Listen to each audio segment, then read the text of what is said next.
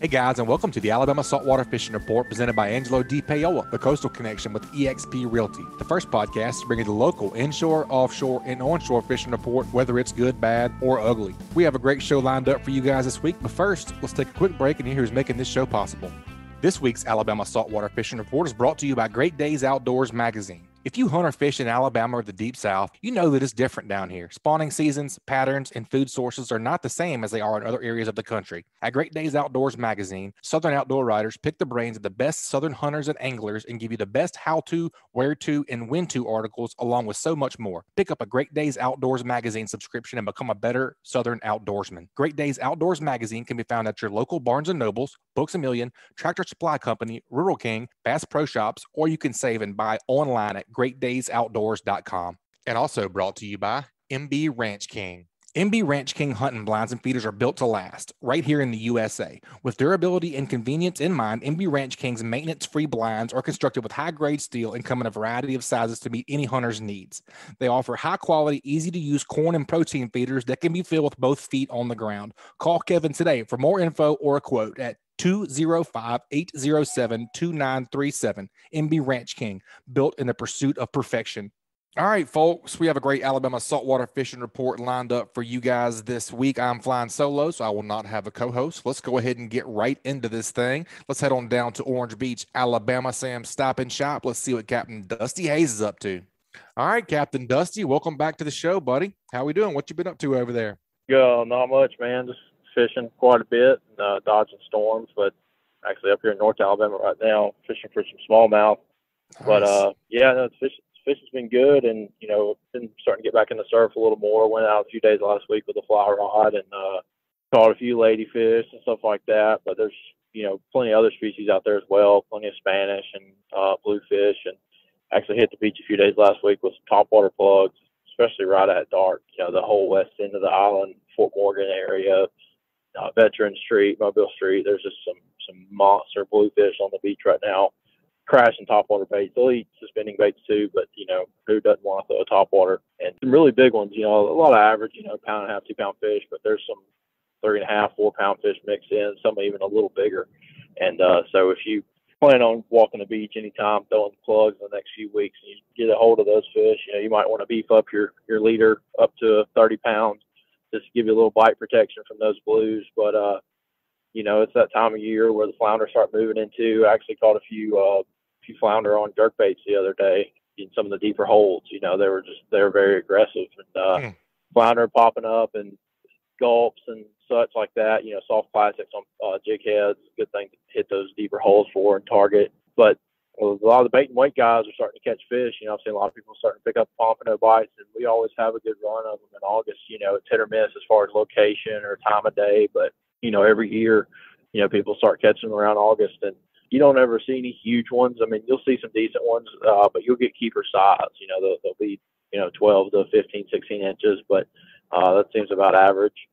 But you definitely get some numbers, and I've seen some guys pumping ghost shrimp, catching them pretty good too, which is more of a winter tactic, but it seems like it does good too in the summer if you can keep the pinfish and crabs and all that stuff off of them. But yeah, fishing's been fairly good. Trout bite on the dock lights has been good around the dock lights around Ono Island and throughout Orange Beach and Bayou St. John's. Lots of trout, and then usually in August, a lot of the redfish start showing up. They're slot-sized redfish, and all those deeper water lights will have those bigger reds, and those things are a blast on the dock lights. Sometimes it's tough to put the brakes on them, but when you can, it's very rewarding. And what are you throwing in those lights? Most people are going to do live shrimp. I just free lining for the fly rod. Yep, live shrimp on a free line. Small hooks, like a size 2 Kale to a size 4 Kale. I like the 084 Eagle Claw hooks. It's like an offset J hook, and it does really, really well for live shrimp for just about everything.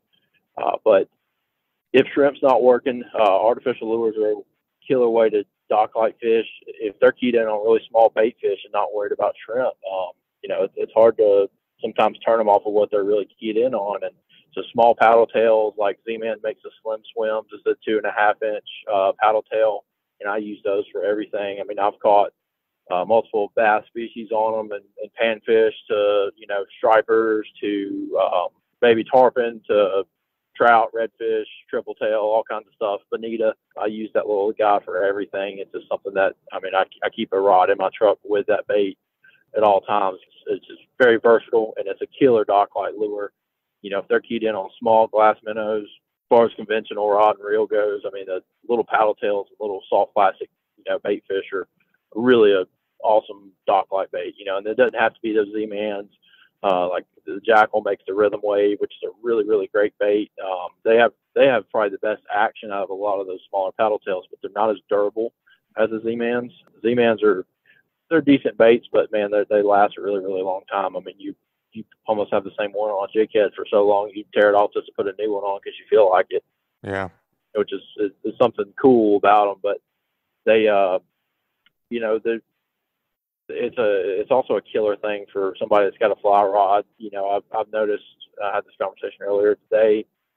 There's times where this time of year, I've actually had a couple buddies call me, you know, like they're seeing fish on dock lights, but they're not biting. You know, they're throwing shrimp in there, they're throwing finger mullet in there, throwing croakers in there, they're throwing, you know, matrix shad and slick lures and all this stuff, and not even getting any acknowledgement at all. And I'm trying to tell them, you know, if they're eating a bait fish that's an inch long, then, you know, they're not going to worry about something that's 3, 4, 5 inches. So you really have to downsize and go to what they're eating. And with the fly, if you're a fly fisherman, I mean, the dock light's about the most fun you can have in our area, just because there's so many little things you can mimic and keep that bait in the strike zone. But it's just such a natural approach, and you know, they love it. It's awesome. So reds, trout, you'll catch mangroves on dock lights and flounder this time of year. And it seems like right around August, September, even into October, we catch a lot of keeper mangrove snapper off the dock lights. It's pretty cool. So, what do you use for bait with those mangroves? You'll catch them on artificials, you know, voodoo shrimp and DOAs, and, you know, I've caught plenty of them on the fly rod, but they will eat a live shrimp. They're not going to get picky on the bait fish, you know, like a trout or a redfish will. Trout are definitely the more picky of the group. Redfish, not as much. Sometimes they will be. The mangroves don't really care. If it's edible and it's not themselves, they're going to try to eat it. And so, you know, live shrimp is definitely something to look for. Whenever you have a deeper dock, you know, if you're going to have 5+ feet of water, you'll usually end up picking up a couple mangroves around them. And sometimes you got to catch some of the trout and redfish, get them out of the way, because they're kind of running the joint, usually chasing the bait around and being the more aggressive ones. But those mangroves are hanging around underneath the dock, and they'll come out and grab a shrimp in a heartbeat as soon as they get the opportunity. On that paddle tail, that Z-Man, or the paddle tail in particular you were talking about, you just chunking and wind that like on the edge of the light? Yep, just all through it. I'll usually start at the edge and work my way through, and you'll notice with a lot of lights that those, especially bigger fish, they're going to run those edges. They're going to wait on something to come from the inside of the light to the out, or vice versa. So I always throw in the dark and then work my way into the middle of the light. But yeah, this is slow, steady retrieve. I don't jig it much. I'll just throw it out there. Depending on the depth, I might let it sink for a second, and then just a slow, steady retrieve. And I'm usually going to use a 16th or a 1/8 jig head. If I'm using a really light rod, I'll use a 16th. Just if they're spooky fish, I don't spook them on the cast when it falls. But the 1/8 ounce is kind of the go-to. And I use smaller jig heads. Owner makes what they call a darter jig head. It's like a little spearhead jig head, and they make it in an 1/8 ounce. And it is a super sharp hook, good quality wire. I mean, I've only bent one, and it was on a striper that was, you know, 20+ inches, and I was putting the heat on it with 20-pound braid, 20-pound fluorocarbon, you know, and it still landed the fish. I bent it right back and kept using it all night. So they're killer jig heads, and I've caught tons of different fish on them. So they're, you know, definitely something to have in your arsenal for all year for multiple species. Awesome, man. It sounds like beach fishing is picking up too. Pumping over, hitting on those ghost shrimp. If you can get some of the undesirables weeded out. Let's talk about conditions a little bit. You know, kind of grass has been a hot topic for the last, I don't even know, man, what, 6 months? Yeah, it's half the year.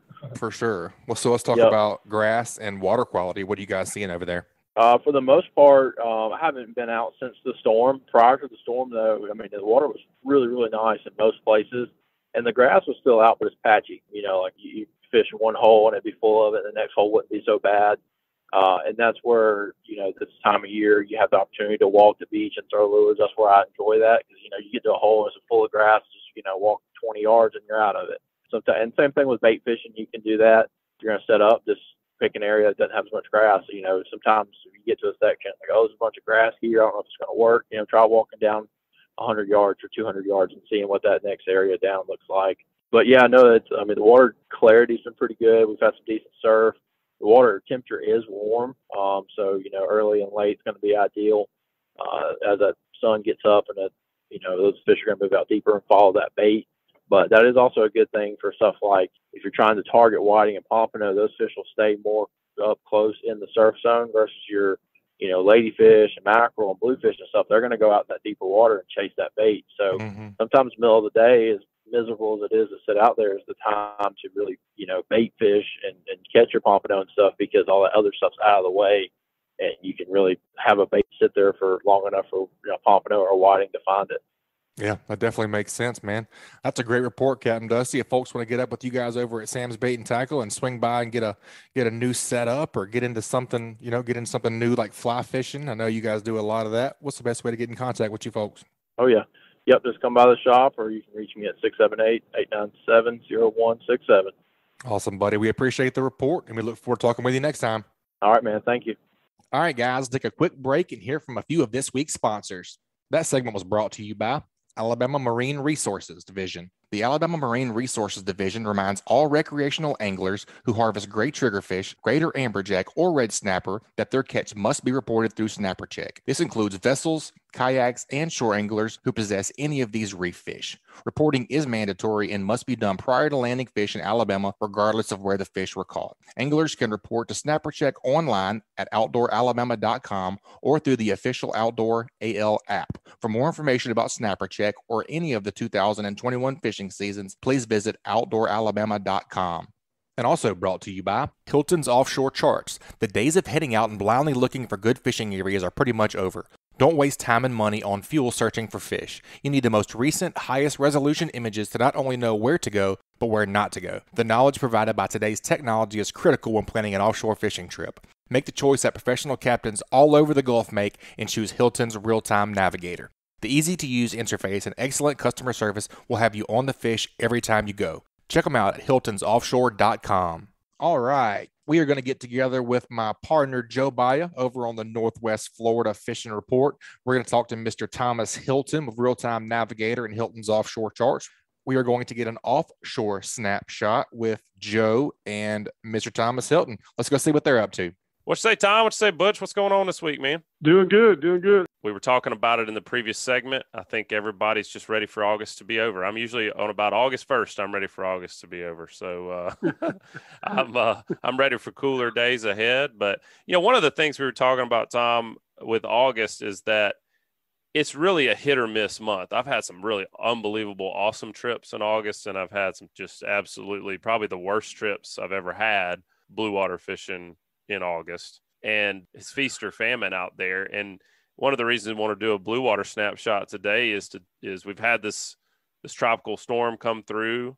A lot of times that can change the outlook offshore, and wanted to see what you're seeing from the eyes in the sky. What's it looking like post-storm? Are we going to have to make much change, or are things just going to get right back to normal? Yeah, I don't think it had much effect at all from what I can see. Just, you know, the advantage of going back in time on the site and being able to view what the conditions were on a certain day, either last week or last month or last year. Why did you catch your fish on that spot on that day? And then comparing that to what you're seeing today to determine where to go tomorrow. I think it's essential to understand what the different parameters are that are all going on out there to point to why did you catch your fish on that day and maybe not on another one. Why was I equally as important? Why did I not catch any fish? And we're tracking as many variables as we can. We're not tracking all of them. I wish I could, but we're tracking as many as we can. So just to help you to understand, you know, not just looking in the rearview mirror, but looking forward too on where you're going tomorrow. So one thing we've been talking about all summer, Mr. Tom, is, you know, the grass has kind of been bad, and seems like blue water has been super far out this year. Is there any reprieve on either of those things? Can you tell? Well, yes and no. The blue water is still pretty far out, looking at least 90 miles off the beach. But, I mean, there's been some great catches in green water this summer. I think the white marlin Open last week. They had a really great tournament. I mean, it's not real blue water out there at all. It's just kind of a clean green, I guess you could call it. But that didn't deter. I mean, as long as there's bait out there, you're going to be, that's the predators aren't far behind. Tom, I'm just curious, when we're looking, typically as you're going offshore, you're just looking for that point where that green is meeting that blue, and sometimes it blends and sometimes it's a hard break. But like for the White Marlin Open, the people I talked to, they were fishing in what we'd consider clean green. But like, did you see some difference in chlorophyll or altimetry? Because they were fishing bait balls and there was bait there. And I've caught some of my best days trolling, especially this time of year and looking into September and October, was the elbow, the steps, the nipple, the dumping grounds, where they've fished that time of year just kind of come in, and they're coming in because of the bait, and you see all the whale sharks and everything kind of kick that part of the Gulf of Mexico just comes to life. But did you see anything when you went back that would have said, hey, this is where we should go? I mean, it just seemed like such a random, spot. There was no grass out there to be seen. Right. I think, like you're saying, historically, this time of year that they'll come into those specific areas, no matter what the water's doing, whether it's green or blue or whatever, they just have their historical grounds that they're going to be out in that area. The big thing this year has been the sargassum. Everybody's been fighting tremendous amounts of sargassum out in the blue water. So there's, people are trying to understand or figure out how in the heck can we get away from that. And I remember fishing the Emerald Coast tournament about 5 years ago. It was real similar to this situation where it was just mass chaos, sargassum everywhere. You just couldn't fish. So my philosophy was to tweak down the sea temps and look for any kind of organization we could. And there's a reason that line, if you could find any kind of organized edge on your temp breaks, there's a reason that line is there. And if it was part of the mass chaos, it would just disappear back into the chaos. So we focused in on the line, we went to it, and it was a beautiful weed line. And we had maybe about 100-yard little corridor right up against the line that was relatively free of sargassum. And beyond that 100 yards, it was all mass chaos again. And we ended up catching a couple of blue marlin and a couple of sailfish off that line. It's the other train of thought, and you've got this big, massive, clockwise rotating warm core eddy that's out there off of on the northern part of it's out there by Thunderhawk and Thunderhorse and Mirage Titan and all that area. So that big cobalt blue rotating warm core eddy is full of sargassum, and it's got a lot of strong current. So it's not really intermixing that much with the green water north of it.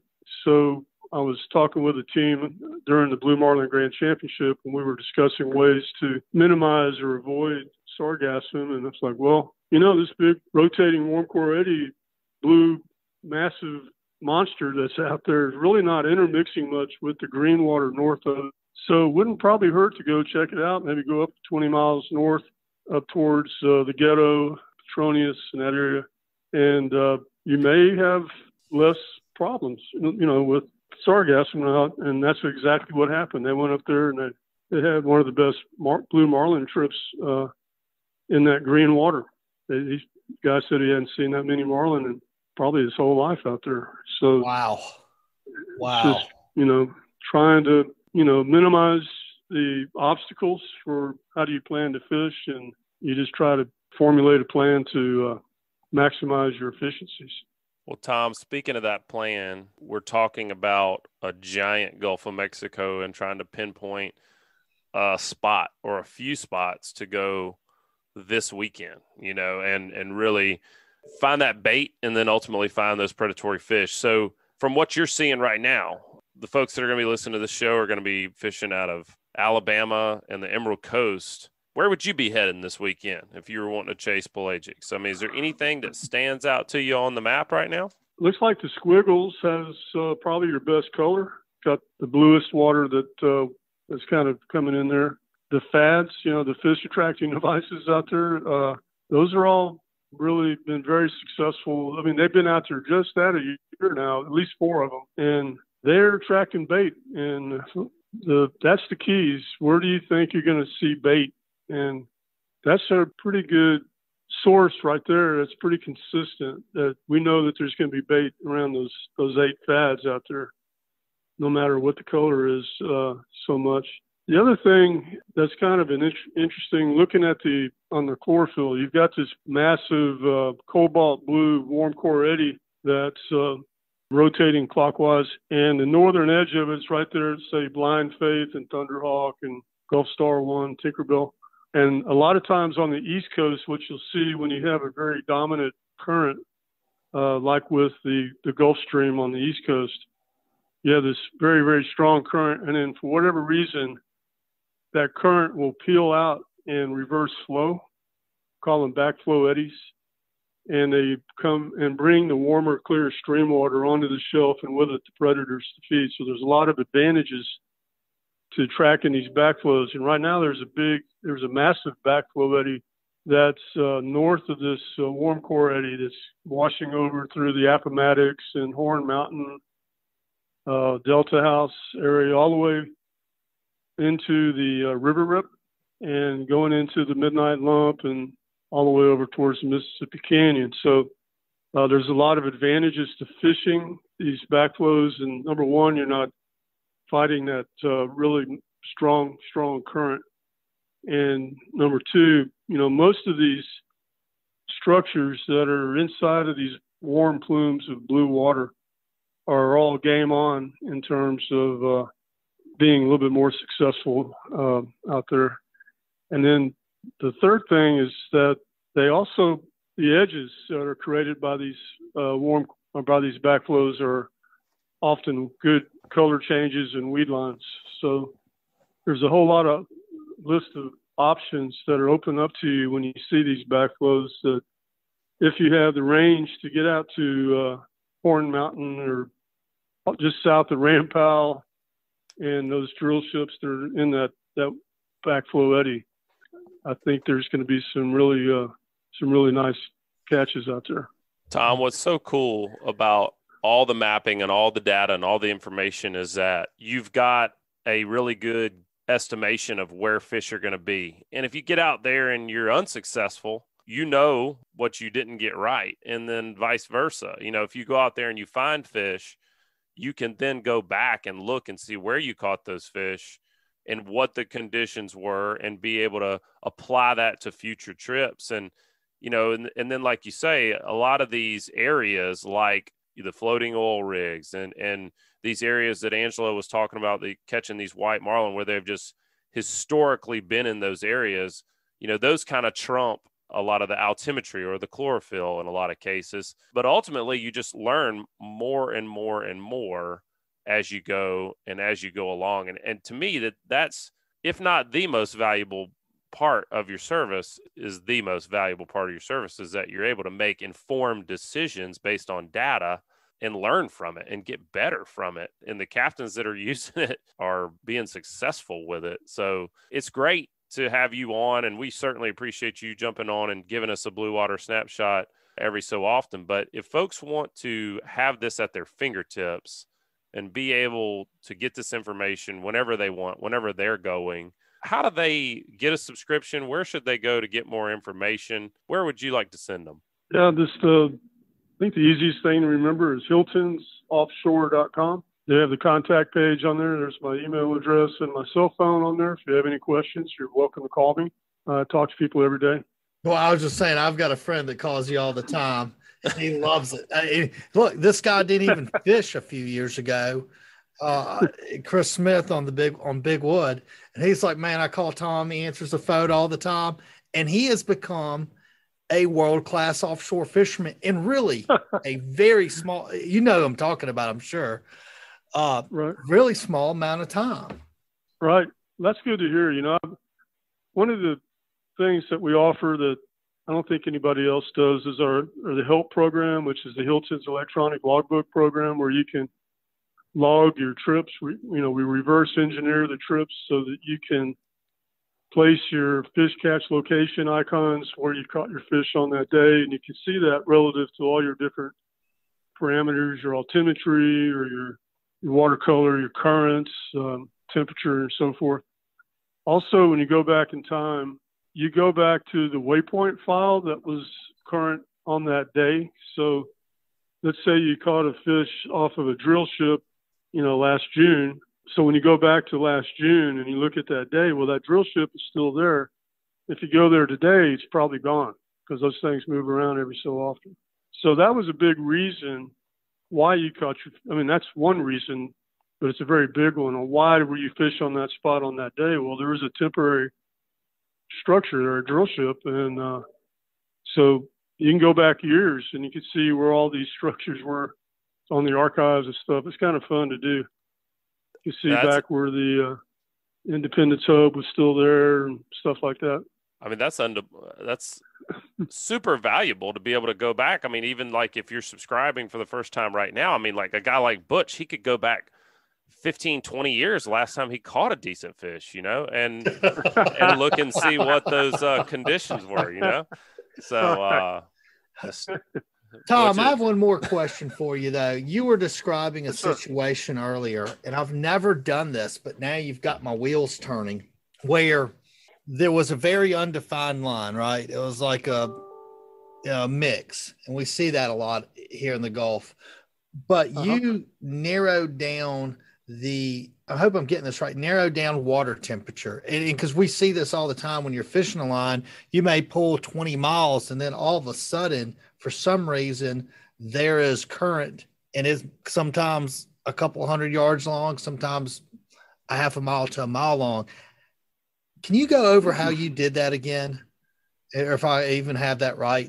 If I'm understanding you correctly, the key is on sea temps is the broader your range, your temp range, the more diffuse and less usable your data becomes. So it's one of the reasons that we keep our regions rather small. They're probably around 250 miles, about 250 miles. So part of our job is to take into account all of the temperatures across the region. We don't know if you guys are coming in from Carabel, Florida, or Bell Pass, Louisiana. You probably don't care what's happening off of Bell Pass or Carabel. You're interested in what's happening off of Perdido Pass. So you can go in and tweak your shots and reduce the temp range. And the more you reduce it, the more refined and sharper the image becomes and more usable. And so where you see these defined edges of color where it goes from orange to green or blue, and you also have to keep in mind that each pixel of color is like 1.1 kilometer. So you don't have to have a huge long line for, like what you were just saying. This thing could be half a mile long or a quarter mile long, and it's going to be, made up and looks great, but it's not going to look all that big on a chart when you're looking from space here. So you just want to look and see where you have there. And there's a lot of edges out there right now, just southwest of the Fads. I'm looking at a shot from early this morning, but there's a lot of organization. And if there's any kind of sargassum, then those will be weed lines. But some services will claim, hey, we can put you on a weed line. Well, I'm here to tell you that that's a misnomer, because the technology is just simply not here at this time to tell us whether or not there's any sargassum on that temp break. So I'll say that's where it will be if there is sargassum, but I can't tell you for sure that there is any. And then the other part of the equation is, it'll make up, at a certain time of the day, and then later that day it could get blown apart, and then it'll make back up in the morning, or those things are constantly transforming as time goes on and moving. Situation. Man, I tell you what, though, like, I love that. Like, that's literally an ability to find a needle in a haystack. Yeah. Right. Yeah. You think about just like you say, Angelo, you're weeding out so much water that it's narrowing things down so much. And that, I would have to think that's half, if not more of the battle, is just knowing where not to fish Right. and then being keyed in on some good potential places, being able to hop from one to the other. And I'm sure that these guys that are doing it and are out there, you know, the more that they fish and the more that they're focused on these certain types of areas, they start to learn little nuance within those areas, you know, like you're talking about, Angelo. I mean, we've all been on that rip or that weed line where it was like, man, why is the fishing like really good in this quarter-mile stretch right here? Let's turn around and go back through there. That's where we were getting all the bites. But yeah, it's just cool that you're able to learn. I mean, it was for so long, Tom, you know, it was just, we had a good trip and you didn't know if you were a good fisherman or if it was just luck, you know. I'm glad we found them, kind of thing. We're all learning, man. You know, I learn.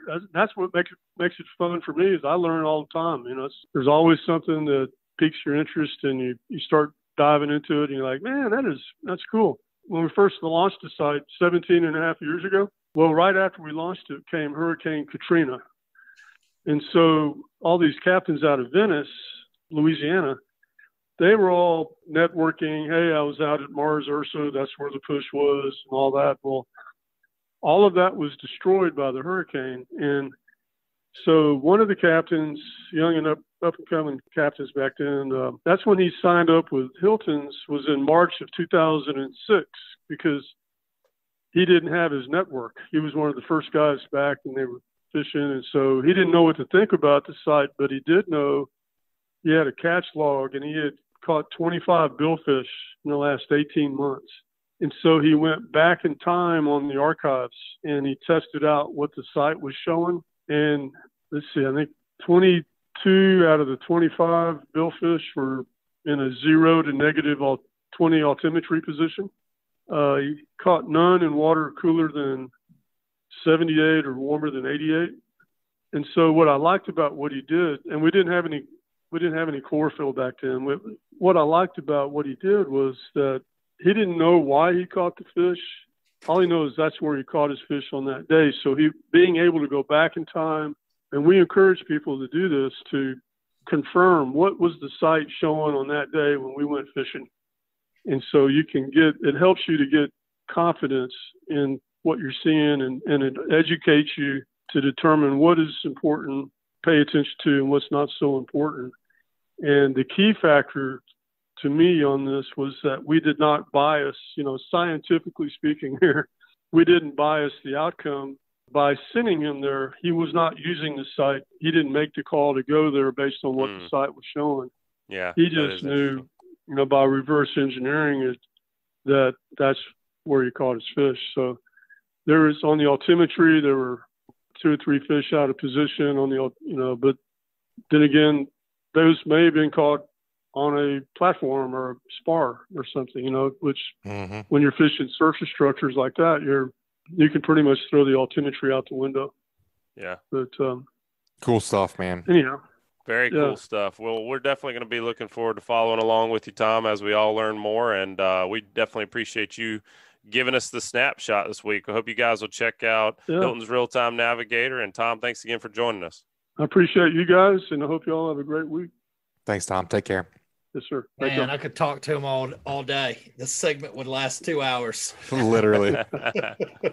Man, boys, I don't know about y'all, but if you said, Joe, today's your last day, you get to go fishing one more time, I think I'd pick a rip. I really do. I think I'd pick a good weed line, a good rip, bunch of buddies on the boat, me in the tower yelling sitting at up in everybody. the tower. Yes, sir. You know, throwing beer cans at people. That'd be gaff him right now. No, we'd have some headphones so we don't have to yell anymore. No. That's no fun. No, you gotta go old school. If you're not getting yelled at, it's not for real. Oh man, it's not the real. That's not the real snapshot. Yeah, you gotta get yelled at. A rip. Oh, it's the best. Never know. Next time we have Tom on, I want to know his aha moments. You know, like he's got to have something where he's been talking to somebody while they're out fishing. And he's looking at Hilton at the Navigator and just like, bing. Huh. Oh, he's got a bunch of them. I've talked to him a bunch about it, and he's done it with guys not just in the Gulf of Mexico but all over the world. You know, they're calling him and saying, "Hey, man, I'm in the Bahamas. I got one day to fish. where do we need to go? And he's pulling up the satellite images and like, this looks pretty good. And then they were texting him pictures of fish that they've caught, It's so cool. So cool. But I mean, it's always great to hear from him. This time in particular for me, I mean, not that I would ever, use this podcast to my personal benefit, but I'll be offshore tomorrow. So I'll be really curious to see what happens the next 3 days. I didn't, at all write down his list of places that would be good this weekend. I wouldn't ever do anything like that. I expect at least a text message of what's going on. So the rest of us, I mean, you should probably do an e-blast so the listeners can know where to go this weekend. That's right. You got to stay tuned to the report next week, Cap. All right, Butchie boy. Well, we're going to get over here and finish this report up. You go do the same. Thanks for joining us, sir. Man. Enjoyed it, guys. Talk to y'all soon. See you, Angelo. Right. Ditto. All right, folks. Let's head on down, get our inshore report. Let's see what Ugly Fishing's up to. What you say, Captain Patrick? What's up, Butch? Man, I'm hanging out with Coop. Me and him just raided Walmart, and man, I never knew that finding Pokemon on the shelf would be such a big deal these days. But he found him some Pokemon, got him some pretty sweet cards apparently. The old fish slayer likes Pokemon. Yeah. Hey. He's kind of into that kind of thing. So he's looking at it on the business side of things too. We've talked about maybe starting a Pokemon store on eBay or something like that. So a young entrepreneur. I love it. He's digging the idea of making a little money on the side. So heck yeah, a little side hustle at 9 years old. No big deal. That's right. You got to do what you got to do. Got bills to pay. But, Pokemon cards to buy apparently. Yeah. What you been up to, man? Walk us through your week. What you been chasing? Man, it's just about on repeat from all summer. Just take what I can get, kind of thing.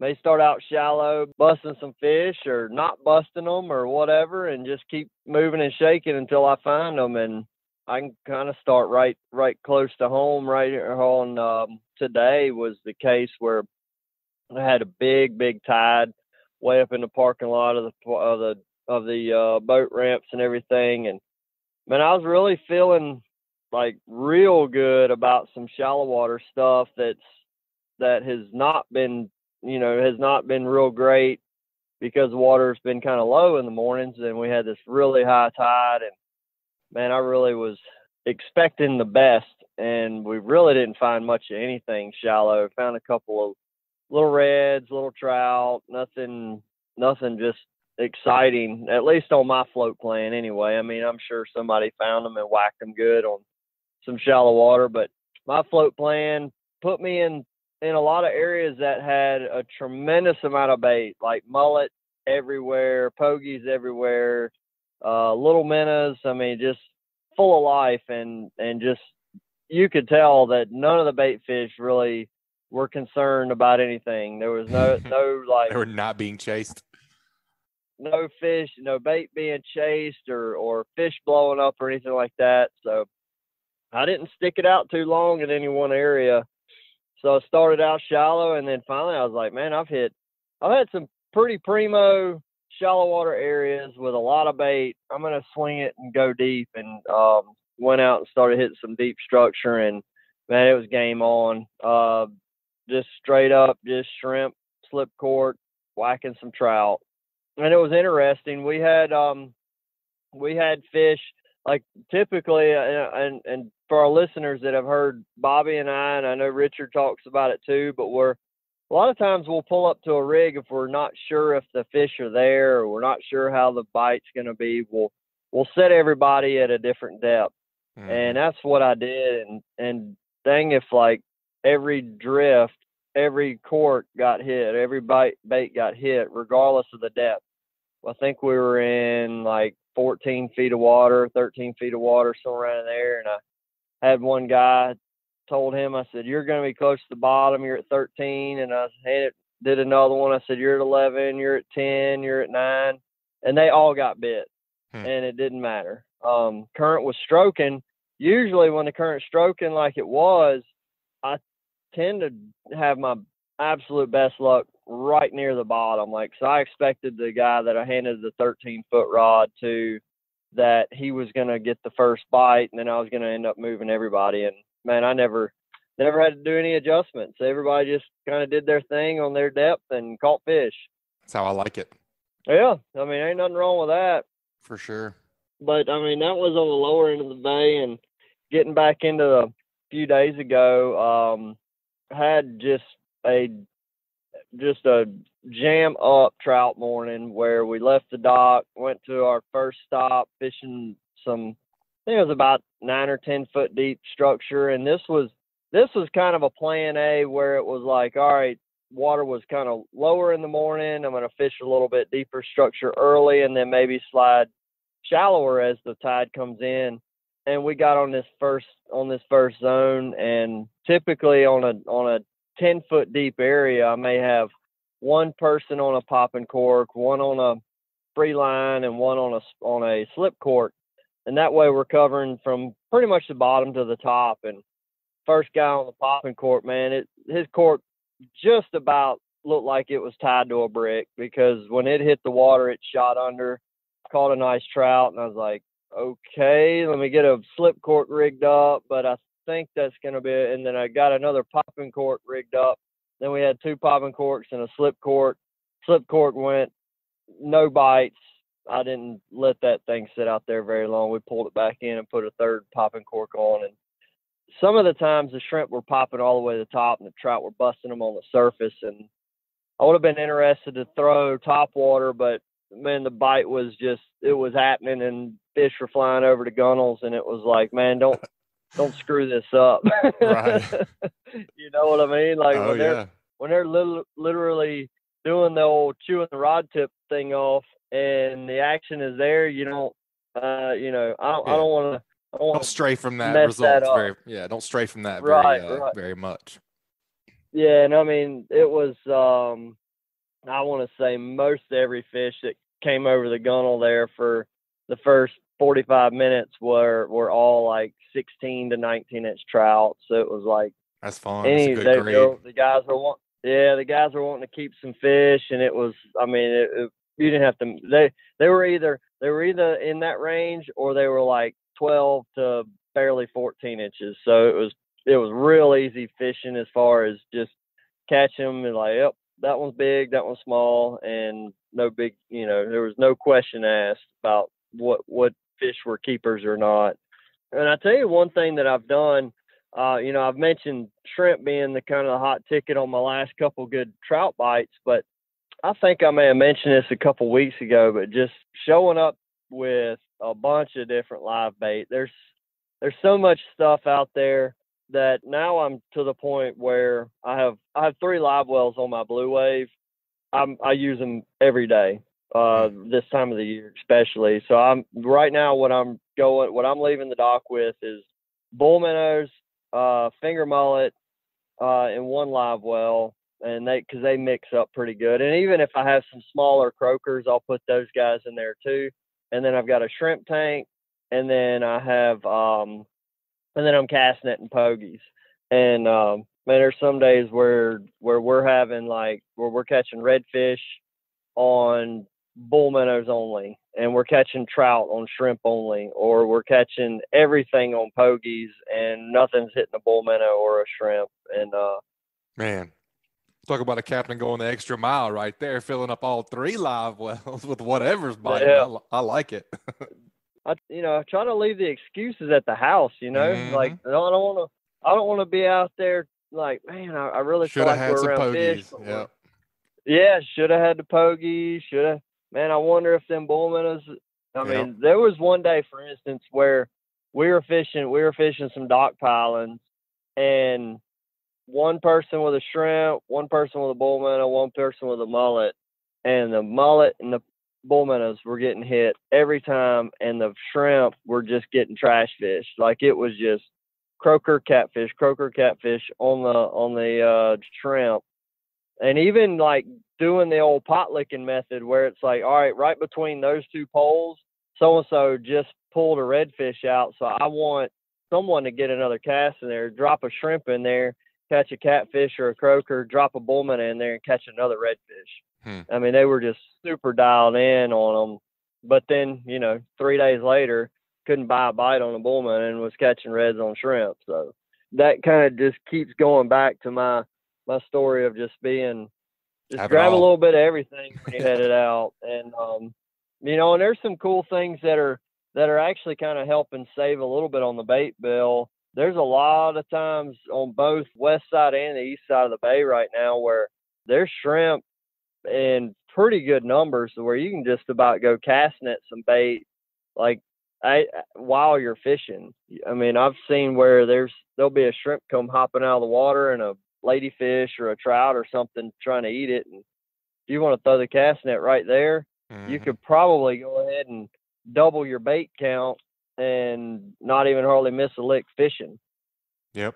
And that's a great tip right there in itself, man. I was able to get out with Captain Richard yesterday. Man, I was surprised at how dirty the water was in the lower part of the bay. Yeah. Finding any cleaner water anywhere. And we kind of made our way towards the west and it cleaned up a lot, but I was just surprised. I mean, south of Gilliard, north of the mouth, it was, I mean, you couldn't even see 6 inches with your sunglasses. I think, they're running that dredge on the ship channel, and I think some of that's got to do with it, just stirring the water up. But I mean, every day I'm finding different water qualities in different areas. Like around Weeks Bay, way up in Weeks Bay, around the rivers and all. Today was, it was just gorgeous, just super clean water. Pumping that water in for the pogies and the bullman is in the live well, and the water was super clear. But then you get down around Fort Morgan and you get around some shallow areas down there and you get a little bit of wind beating on it, and it was really muddy.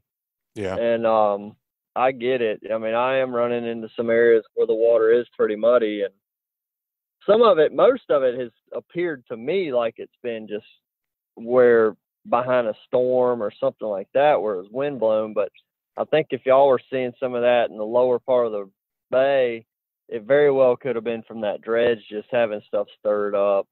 For sure. And like we were talking yesterday, I don't think it's through the whole we didn't think that it was through the whole water column. We thought that it might have been, the upper third, because like you having success on the slip corks down deep, that would make sense, for that better looking water to be down a little deeper. Yep. That's a good theory. I haven't, I don't know that I would challenge that at all. Right. Well, tell me more about your triple tail. That thing looked like a pretty hefty. Well, you had 2 hefty ones, didn't you? Yeah, man. I've been talking about it for a while. I can only remember. Obviously, well, I say obviously, but I'm pretty new to the inshore game. Since we started this deal the last 3 to 5 years, kind of getting into it. So I can only remember catching one triple tail ever. I was 15 in the Diat whenever it used to be the little young anglers turning before the rodeo. I weighed in a 15 pounder that I caught on a 16-foot tiller handle fiberglass skiff. So I've been trying to get one. And yesterday, Richard just kind of said, he's been kind of beating his head against the wall with trout some and having some good trips, here and there, hit or miss. And I was like, well, let's just go do something kind of different and fun. So we got some live shrimp, and we started out pretty early in the morning. I had kind of a window, had to be back in the office kind of early, but we started out kind of blind casting on some, some bigger vertical structure in the bay and in the sound earlier, and just kind of, starting out up high, 3 or 4 foot just to get below the buoy to see if there's one right there, making some drifts at that depth, and then, changing the depth and getting a little deeper, and caught probably like the 3rd structure we checked. Sun wasn't up very far, and I caught that 24 pounder. That was a big old buoy brim cat. Whenever she rolled up, I was shocked. I was shocked. She dragged us about halfway across the bay before we finally whipped her. That's awesome. But it was fun. No trouble. She didn't try to wrap you up in your structure or nothing. No, we got lucky, and right before I made that cast, we switched rods and reels because I'm a jelly bean and I can't cast an open face that well. So he gave me That's right. Yeah, a professional overrun, right? That was a good one. So anyways, Richard handed me this one. He said it's easier to cast. And I was like, okay, perfect. He's like, check the drag on that before you, cast that one out. And I pulled it out. I was like, oh yeah, it's good. It wasn't good. It was way too loose. But we got the fish, so that's all that really matters.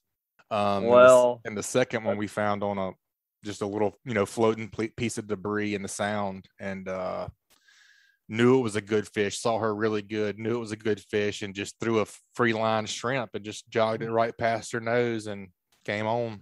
Caught a 24 and a 23 in about 4 hours. Pretty awesome. That was my second and third triple tail ever. So I'd say that was a pretty successful day. Yeah, might as well just hang her on up. I mean, what else I got to go for now besides the state record, Yeah. Yeah, you could always just do that. Just worry about state records from here on out. That's right. That's a good fish. Those are good fish, man. Congrats.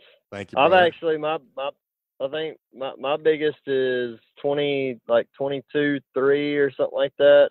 It's a big fish. It's a big fish, but yeah, you got a dandy on two dandies. That's what my folks from Missouri call a big fish. That's right. Dandy right there. I'd rather be lucky. I'd rather be lucky than good any day. You know what I mean? Oh yeah, yeah, definitely. If you got just a little bit of skill and align that with luck, and it pays off, then that's a win. Yep. Any way you take it. That's right. We were actually talking. I was up in Virginia. I went and fished a ling tournament up there this past weekend, actually, with some buddies, Jay from Killer Doc and my buddy Luke up there.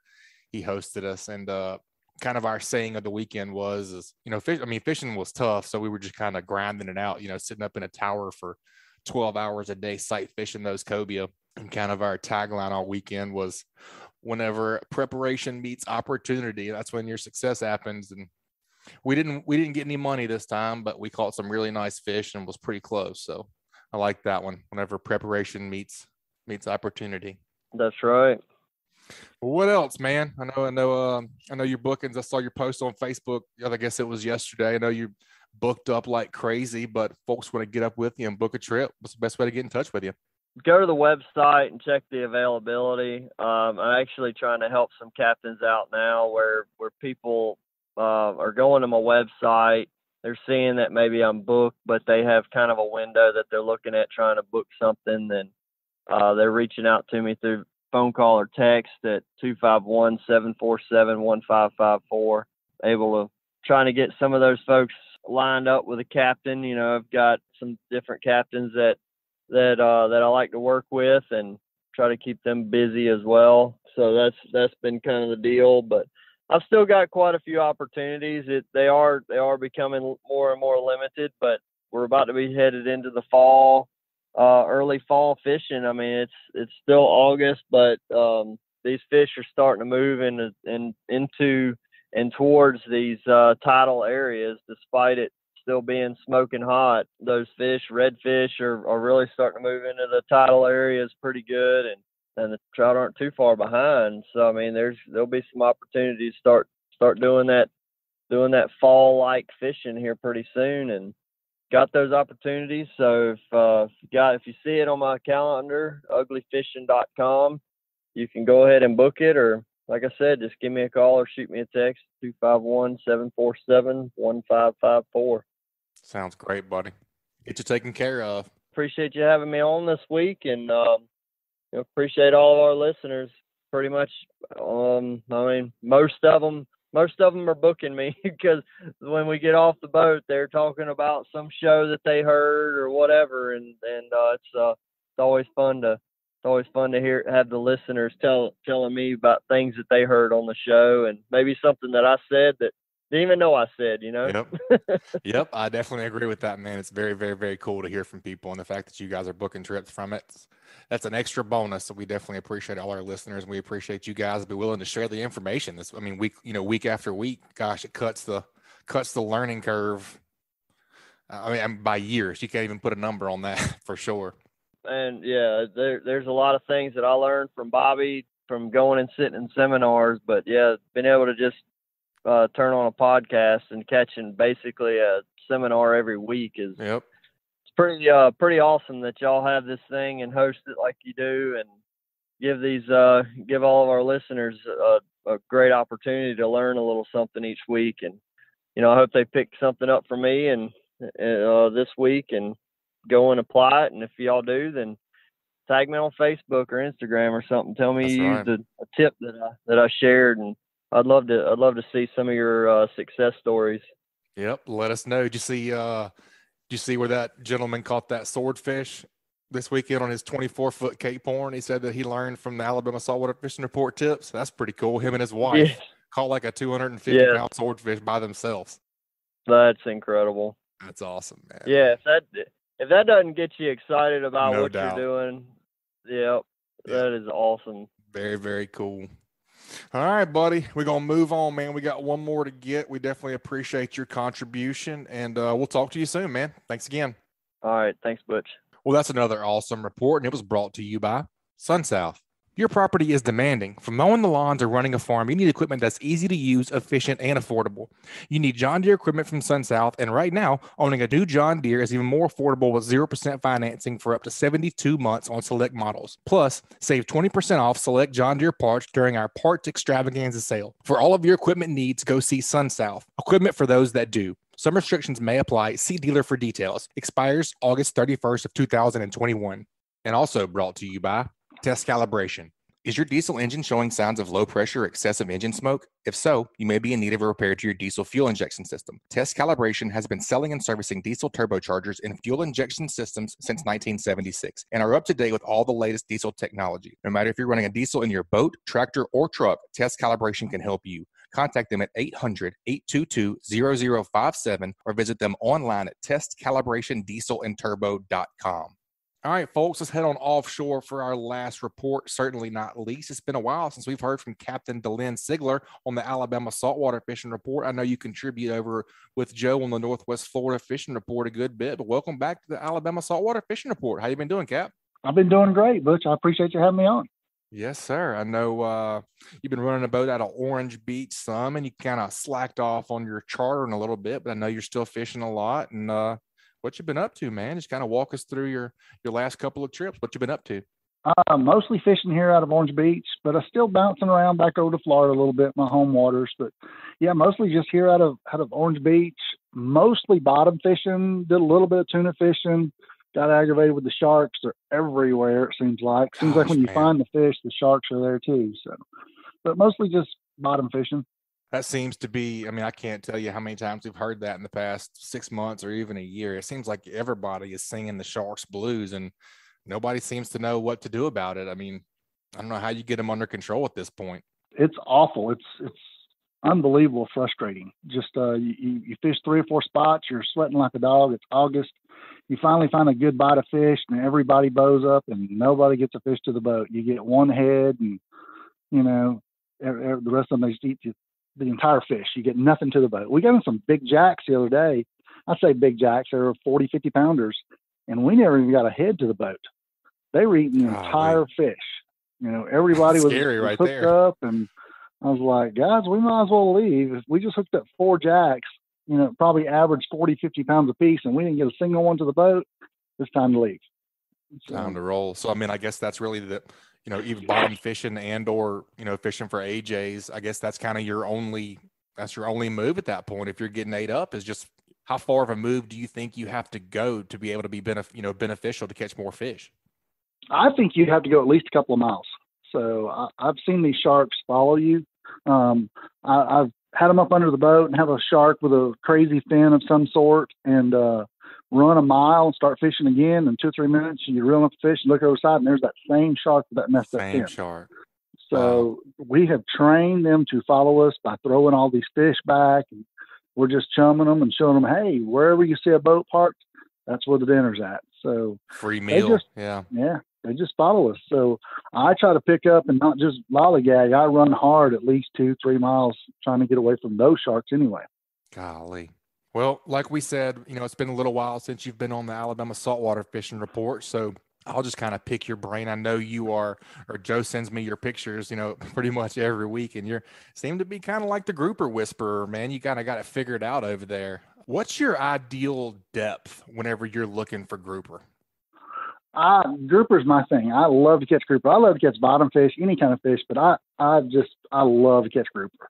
And what's really weird is I got the same question last week, and normally I can say, okay, in this area or in this depth of water is where they are right now, this time of year with the current or with the temperature or whatever. But just last week, I caught some really, really nice ones in like 180, 190 foot of water, made another couple of stops in between, found my next group of fish in about 270, found my next group of fish in 366. So they were kind of all over the place. So I don't have a good answer for it right now. It seems like they're just kind of all over, just hunt and peck and just keep going until you find them. That's a good thing. Yep. Whenever you're, and I believe I asked you this last time you had you on, but are you a firm believer in live bait makes all the difference? Sometimes all they want is live bait. Sometimes all they want is dead bait. Typically after a storm, like this little storm we had, if the water gets real murky, a lot of times dead bait is just as good or better than live bait. If, say, for example, your scamps and gags are feeding on tinker mackerel offshore, they will key in on, say, cigar minnows because they fit the same profile. And they will only hit cigar minnows. So they don't want herring, they don't want this, they don't want that. They just want cigar minnows. So I try to take an assortment of everything, little live bait, little dead bait, whatever I can get a hold of in a relatively short amount of time and go with it. Sir. But yeah, they're sticklers sometimes. Yep. You know. Yeah, they can be particular. The last time I was able to get out and catch some scamp, we were catching them about 300 foot of water, and butterfly Boston mackerel were the ticket. There you go. Yeah, just happened to be the ticket. Never know. I remember last year we were catching scamps, and if you had herrings, it was instant on every time, and I would spend extra time every morning just catching herrings because it was immediately you're on every time. So it made all the difference. But sometimes it doesn't make any difference. Yes, sir. Well, Captain Delynn, we got bait figured out. You know, a lot of people, I kind of go back and forth. A Carolina rig with like an egg weight and a 3 or 4 foot leader. Walk us through your favorite rig. I mean, I've rigged up and caught them and not caught them every way possible. But what's your go-to setup whenever you're targeting grouper? A Carolina rig, egg weight with a 5 to 7 foot leader, and some kind of live bait. That's my go-to day in, day out. Another little trick too, when you're using a 2-hook rig, if you have a lot of bait, especially like when the little L-Ys are up around the mast or on the beach and you take cast net and catch 300 in one throw, you can put one on the top hook, one on the bottom hook, and drive scamps crazy and catch them 2 at a time. So you put those 2 baits down there and just fighting each other, and scamps go nuts over that. So put that in your back pocket because that works really, really good sometimes. But day in, day out, I'm a Carolina guy. That's what I use, a live bait or dead bait. But I like a little bit longer leader than most people. I use a 5 to 7 foot leader most all the time. Yes, sir.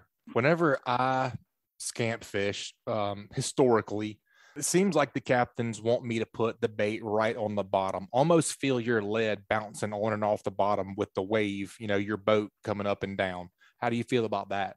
I don't. If I'm using a 2-hook rig or a rig, some kind of chicken rig that I've got my sinker on the bottom, then absolutely yes, I usually put my sinker on the bottom. But with a Carolina rig, I always reel my bait off the bottom because typically he'll swim up and get it and try to swim down, which using a circle hook, he'll hook himself. But also, if you've got that live bait, well, he's scared for his life, and if you put him close to the bottom, he will run in the first hole he can see. And he'll get hooked up on the bottom. So it's harder to hook him because now the fish can't swim away from you if you're fishing really close to the bottom. And if you fish up, he'll come up and grab it when he tries to swim back to the bottom. It may take you just a little bit longer to get a bite, but if everybody on the boat's doing it, you don't have that one guy that's staying on the bottom because you will get a bite quicker on the bottom, but it's harder to hook him and you'll get hooked on the bottom a lot more often. So lose more fish. Yeah, that makes sense. I generally fish 3 to 6 cranks off the bottom all the time. What size leader do you like? It depends on what's in season. Generally, if gag groupers are in season, then I'll step it up to an 80 or 100-pound leader. But if I'm just scamp fishing, you can get away with 50, 60, 80-pound test, and that's all you need. But here's what I tell people. You're going to get fewer bites with that heavier line, but you can catch 500 5-pound scamps, but you're going to remember that 45-pound gag. And if you got the heavier line, you got a chance of catching him. But if you got that 50-pound test, you don't have a very good chance of catching him. Yep, that's a great point. So, hey, we're going to go now, and we're going to fish with heavier line, and we're going to catch a dozen scamps and 3 gags. Had we went with the lighter line, we might have caught 15 or 18 scamps, but probably wouldn't have caught any of the gags. 0 gags. Right. So you're going to end up probably with more meat with the heavier tackle than you are the light tackle. So yeah, man, speaking of meat, goodness gracious, that scamp is just about the finest eating in the Gulf, in my opinion. Oh, scamps are amazing, and they have been big this year. A lot of really big scamps this year. What's your favorite way to prepare them and cook them? I'm a Southern boy my whole life, so I'm a fried fish guy. I love fried fish. I know it's bad for you, and I can't bring myself to fry a scamp. Golly, it just seems just such good white meat. Yeah, it is. It's amazing. Travis Gill had a 24-pound scamp here a while back, and talked to several people who's had 21, 22s. I haven't had anything that big, but I've had lots and lots and lots of 14 to 16-pound scamps this year.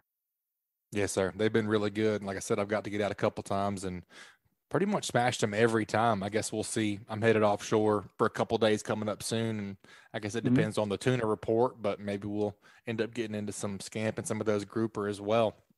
Yep, you'll get them. The gag grouper bite in the last 2 weeks has really turned on pretty well. Actually, a lot of people are catching them, so I think you'll do well. Good deal.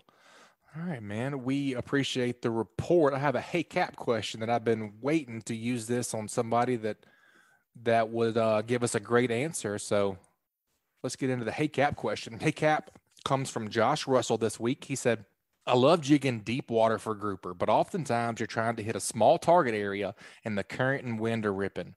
Are there any good techniques for being able to hold and make sure your jigs are hitting the bottom?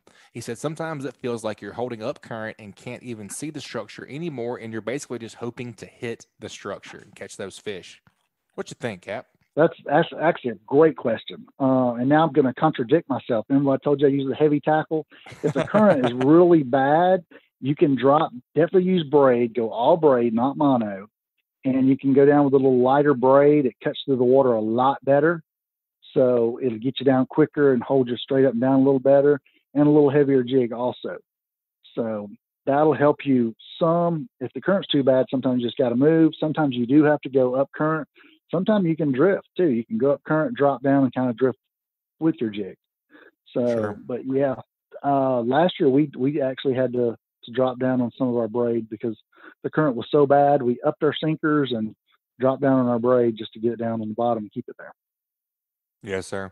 And I would think that, I know they make some giant jigs, but I would assume that sometimes you just aren't able to fish jigs whenever the current's running that hard. You can't do it effectively. Yeah. I'm a Carolina guy, but sometimes if the current is really bad, like I said, we will step down to a lighter braid and use a 24 ounce or 32 ounce bank sinker, and that way with a short snoot, and you can just drop that thing like a rock. It'll shoot to the bottom like a bullet, and it'll hold up a little better. If you use the big long leader and you try to drop a bait that fast, a lot of times it'll tangle up. Be a mess. Yes, sir. Yeah. So we just switch over to the 2-hook rigs or even a 1-hook rig with a 24 ounce or 32 ounce bank sinker on the bottom, and you can get that thing down quick, especially say 65-pound braid. It'll shoot like a rocket. Man, that's a great Hey Cap question, Josh. We appreciate that. Josh is going to get a prize pack from the Slick Lure. Josh, make sure you email us at alabama@bestfishingreport.com with your shipping address, and we'll get those Slick Lures out to you. Captain Delynn, it's a pleasure, man. I look forward to hearing your next report. Hopefully it won't be as long next time. Well, thank you, Butch. I really appreciate it. Anytime I can do anything to help at all, just please let me know. I enjoy giving back a little bit. Sounds great, buddy. I appreciate it. We'll talk again soon. Thanks, bye.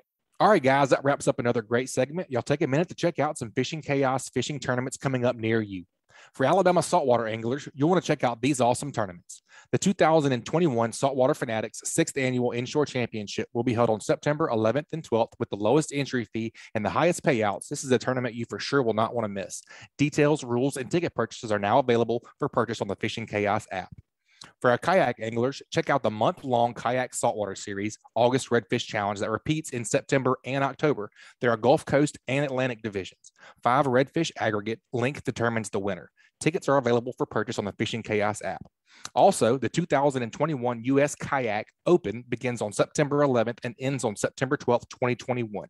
The overall top finisher of the USA Kayak Fishing Open will be offered a spot on the world team and join current world team members Russ Snyders, Drew Gregory, Eric Jackson, Ron Champion, Cody Milton, Jackson Orr, and Guillermo Gonzalez. This event is the USA Kayak Fishing Team qualifier, with the top 6 men and 6 women receiving an invitation to join the USA Kayak Fishing Team and attend the next Pan American Kayak Fishing Championship. For more tournaments near you, info and full tournament details, including ticket purchases, can be found online at app.fishingchaos.com/tournament. And that segment was also brought to you by Bucks Island. They have new pontoon boats, bass boats, bow riders, and aluminum boats for sale. They provide boat service on all kinds of boats, even if they weren't purchased from Bucks. Visit them at 4500 Highway 77 in Southside, Alabama, or give them a call at 256-442-2588. All right, folks, that's 3 awesome reports from 3 great contributors. It's a great Alabama saltwater fishing report this week. Lots of great information, but we got to do what did you learn? I have a lot of good things written down over here. I really liked what Captain Patric was saying. I know he said it a couple of weeks ago, but it really hit home after fishing a little bit the past couple of weeks, is have a variety of bait with you.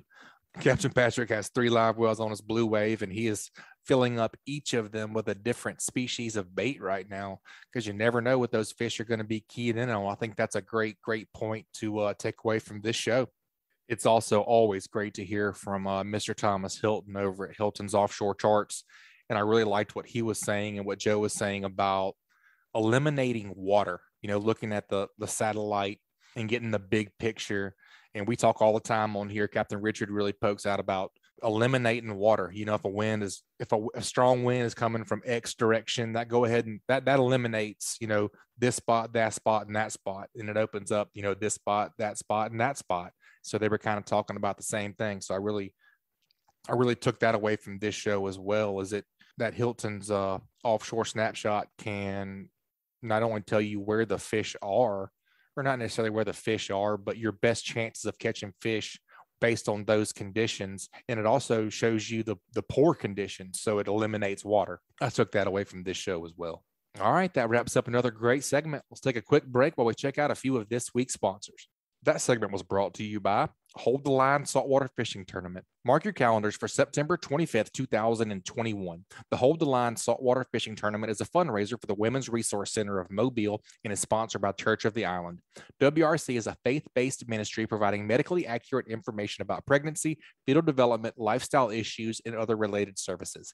This is an inshore tournament with an all-live weigh-in at Dauphin Island Marina and will be held on September 25th, 2021. There will be cash payouts for speckled trout, redfish, and flounder, and an additional jackpot for each. There will be first, second, and third prizes for all other categories. Mark that date, and tickets will be on sale soon on the Fishing Chaos app. Learn more about WRC Mobile at wrcmobile.org. And also brought to you by Dixie Supply and Baker Metalworks. Dixie Supply and Baker Metalworks are proud to be your metal roofing headquarters for over 40 years. Save time and money by buying from the most reliable manufacturer on the Gulf Coast. Buy it today, pick it up today. With the addition of their new store in Cantonment, Florida, they now have 8 locations to serve you. Dixie Supply and Baker Metalworks, your metal roofing headquarters.